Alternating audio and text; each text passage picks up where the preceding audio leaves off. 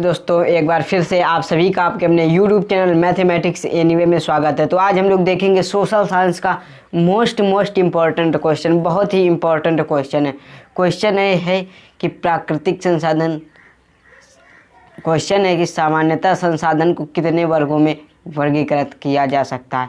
ये बहुत ही important question है। इस बार 2022 में आने के इसके लगभग 99.9% चांस रहते हैं।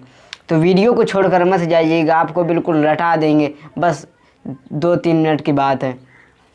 देखिए, सामान्यतः संसाधन को कितने भागों में वर्गीकृत किया जा सकता है। तो इनको 2 भागों में वर्गीकृत किया जा सकता है। सामान्य आधारों पर संसाधित को 2 वर्गों में विभाजित किया जा सकता है। सामान्य आधार पर संसाधन को कितने भागों में विभाजित किया जा सकता है? 2 भागों में विभाजित किया जा सकता है। 2 भागों में विभाजित किया जा सकता है। तो देखिए कौन किस भागों में इनका क्या नाम है देखेंगे। तो देखिए पहला है हमारा प्राकृतिक संसाधन। पहला क्या है हमारा? प्राकृतिक संसाधन। और दूसरा है हमारा मानवीय संसाधन। तो पहले प्राकृतिक संसाधन जानेंगे। प्राकृतिक संसाधन क्या होते हैं? प्राकृतिक संसाधन वे संसाधन जो हमें पृथ्वी से मिले हैं, यानी कि देखिए वे संसाधन जो मानव को प्रकृति यानी कि प्रकृति से मिले हैं तथा द्वारा निःशुल्क प्राप्त हुए निःशुल्क प्राप्त हुए हैं, प्राकृतिक संसाधन कहलाते हैं। देखिए कौन कौन से संसाधन?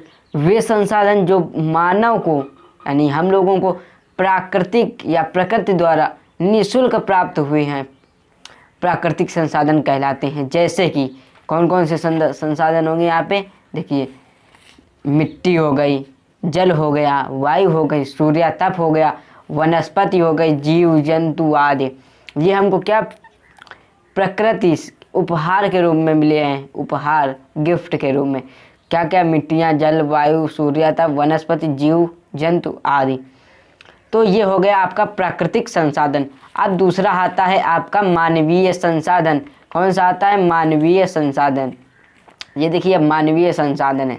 मानवीय संसाधन तो इसको देखेंगे तो किसी क्षेत्र में निवास करने वाली किसी क्षेत्र में निवास करने वाली जनसंख्या मानवीय संसाधन कहलाती है। क्या कहलाती है? मानवीय संसाधन। तो किसी क्षेत्र में निवास करने वाले या रहने वाली जनसंख्या मानवीय संसाधन कहलाती है। मानवीय संसाधन कहलाती है। प्राकृतिक संसाधन का विकास उस क्षेत्र के निवासियों तथा कौशल और तकनीक ज्ञान पर निर्भर है। किस चीज़ पर? प्राकृतिक संसाधनों का विकास उस क्षेत्र के निवासियों तथा कौशल और तकनीकी ज्ञान पर निर्भर है। तो ये हो गया आपका मानवीय संसाधन। क्या हो गया? मानवीय संसाधन। तो एक बार और देख लेते हैं कि क्वेश्चन दिया गया है कि सामान्य संसाधनों को कितने भागों में वर्गीकृत किया जा सकता है। तो सामान्य आधार पर संसाधनों को 2 भागों में वर्गीकृत किया जा सकता है। पहला है आपका प्राकृतिक संसाधन। तो वे संसाधन जो मानव को प्रकृति द्वारा निःशुल्क प्राप्त होते हैं, प्राकृतिक संसाधन कहलाते हैं। और एग्जाम्पल में है मिट्टियाँ, जल, वायु, सूर्य तप, वनस्पति, जीव जंतु आदि। ये हो गया आपका प्राकृतिक संसाधन। जिस तरह से मैंने यहाँ पे लिख करके बताया उसी तरह आप लोगों को एग्जाम में लिखना है, हेडिंग डाल करके। अब देखिए दूसरा आता है आपका मानवीय संसाधन।